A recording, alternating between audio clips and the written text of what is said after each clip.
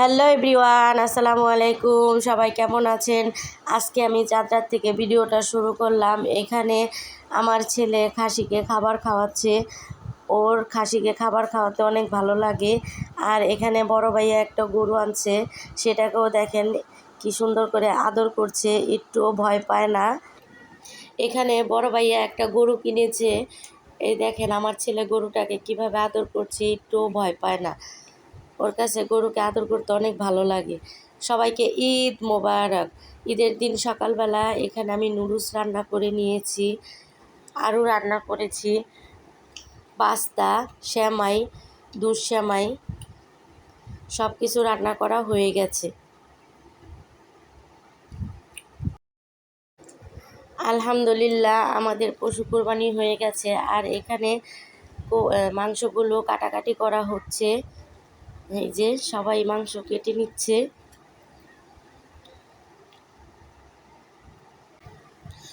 আর এখানে বড় ভাইয়ার গরুটাও কোবানো হয়ে গেছে। এই যে এখানে কাটাকাটি হচ্ছে। আর এখানে আমি খাসির মাংস রান্না করে নিচ্ছি। মাংসটা যে সময় বসাইছি ভিডিও করতে মনে ছিল না, তাই এখন এই যে কষানো হয়ে গেছে মাংসটা। এখানে আমি অল্প করে পানি দিয়ে দিচ্ছি, দিয়ে মাংসটাকে ভালো করে নেড়ে চেড়ে রান্না করে নিচ্ছি।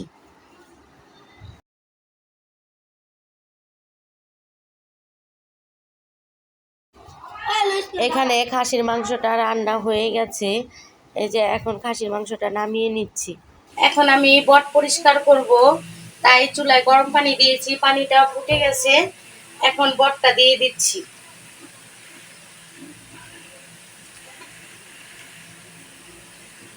যেভাবে নাড়াচাড়া দিয়ে উঠিয়ে দিচ্ছি। এখন চামিচ দিয়ে এভাবে ডলা দিলেই বটটা পুরো পরিষ্কার হয়ে যাবে। আপনারা চাইলে এভাবে বটগুলো পরিষ্কার করে নিতে পারেন। খুব সহজেই পরিষ্কার হয়ে যাচ্ছে।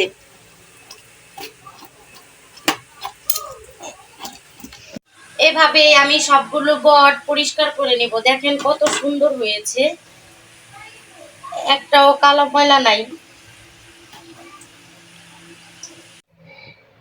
এখানে আমি সবগুলো বট এভাবে পরিষ্কার করে নিয়েছি। দেখেন কত সুন্দর হয়েছে বটগুলো, একদম সাদা হয়ে গেছে, একটাও কোনো ময়লা নেই। এখন আমি এগুলোকে সিদ্ধ করব। এই যে এখানে মোটা বট, চিকন বট সবগুলো দিয়ে একসাথে সিদ্ধ করে নেব।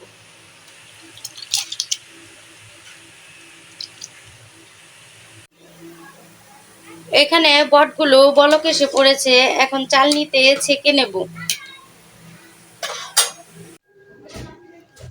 এখানে বটগুলো পানি ঝরিয়ে নিয়েছি, এই যে সিদ্ধ হয়ে গেছে।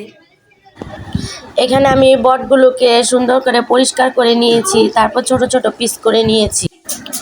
আজকের ব্লগটি এই পর্যন্তই। সবাই ভালো থাকবেন, সুস্থ থাকবেন। আল্লাহ হাফেজ।